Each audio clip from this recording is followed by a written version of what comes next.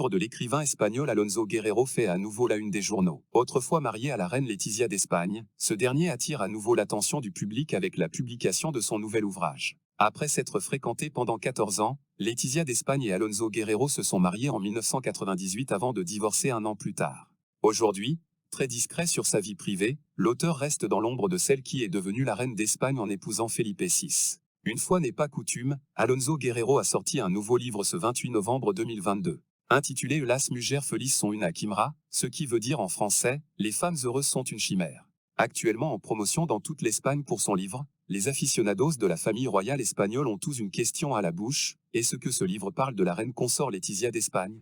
En effet, depuis la publication de son roman autobiographique et la mort de Penny Robinson en 2018, les Espagnols se questionnent sur ce livre.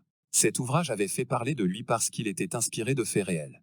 Un homme simple dont la vie bascule médiatiquement, c'est ce que Alonso Guerrero raconte sur 206 pages. S'il apparaît sous son vrai nom, tous les autres personnages de son histoire ont des noms fictifs. L'auteur avait également laissé entendre qu'il avait photographié la reine d'Espagne nue. Las mujeres felices sont una quimera est le premier livre d'Alonso Guerrero depuis la mort de Penny Robinson. Le titre laisse penser que l'histoire se concentre autour des femmes et qu'il faudrait lire entre les lignes pour avoir accès à de nouvelles révélations sur Laetitia d'Espagne. Le nouveau livre de l'écrivain espagnol Alonso Guerrero, anciennement marié à Laetitia d'Espagne, est un roman policier à suspense. Il débute avec l'assassinat d'un homme qui a été maquillé pour ressembler à un suicide. Le livre suit Enrique Lahoz, un enquêteur qui est entraîné dans des endroits sombres et sinistres en raison de son mode de vie. L'histoire explore le thème principal de l'ancien professeur qui aime écrire des histoires intrigantes et surréalistes.